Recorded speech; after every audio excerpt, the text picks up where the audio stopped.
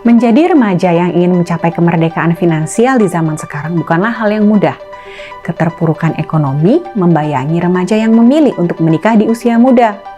Pernikahan usia dini bukanlah hanya fenomena kagetan atau ikut-ikutan cerita romantis di layar lebar. Mari kita telaah pernikahan dini dari sisi remaja Indonesia yang tinggal di pedesaan. 1 dari 3 remaja di pedesaan menikah di bawah usia 19 tahun. Ini terjadi karena lemahnya pengawasan dari orang tua remaja di pedesaan. Banyak orang tua remaja di pedesaan bekerja sebagai buruh migran di luar area mereka tinggal, sehingga orang tua tidak tinggal serumah dengan anaknya, tidak bisa mengawasi dan tidak bisa mendidik anaknya setiap hari. Secara ekonomi, pernikahan dini menjadi lingkaran setan bagi remaja. Kenapa begitu? Statistiknya, 95% dari pelaku pernikahan usia dini putus sekolah, dan dari 2 remaja yang menikah dini, 1 akan bercerai karena alasan ekonomi atau kekerasan domestik. Jadi apa gunanya menikah di usia remaja kalau akhirnya cerai juga? Apalagi kalau cerai dengan tanggungan anak dan tidak memiliki pendidikan yang cukup untuk bekerja di sektor formal.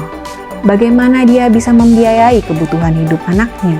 Pelaku pernikahan usia dini yang putus pendidikan akan bekerja di sektor informal atau sebagai buruh kasar. Bagi buruh kasar, menjadi buruh migran dan tinggal terpisah dari anak-anaknya untuk mendapatkan gaji yang lebih tinggi adalah opsi penghasilan yang terbaik yang mereka miliki.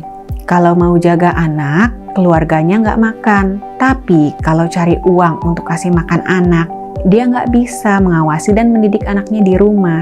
Jadi pernikahan dini ini hanyalah solusi fata morgana.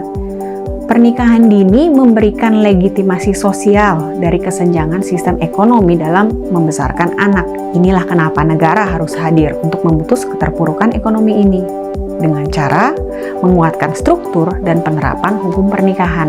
Hapuskan dispensasi orang tua untuk menikahkan anak di bawah umur 19 tahun. Berikan pelatihan imersif menjadi orang tua kepada remaja bahwa membesarkan anak menguras waktu dan tenaga. Pelatihan ini melengkapi pengetahuan kesehatan reproduksi manusia yang bisa melindungi remaja dari pelecehan seksual. Setidaknya kalau remaja sudah mengerti enak-enak hasilnya anak bayi, insentif menikah muda akan berkurang. PSI juga menuntut perangkat desa untuk aktif dalam proses edukasi remaja. Perangkat desa wajib melawan stigma negatif dari remaja yang meski sudah menikah masih ingin melanjutkan pendidikan.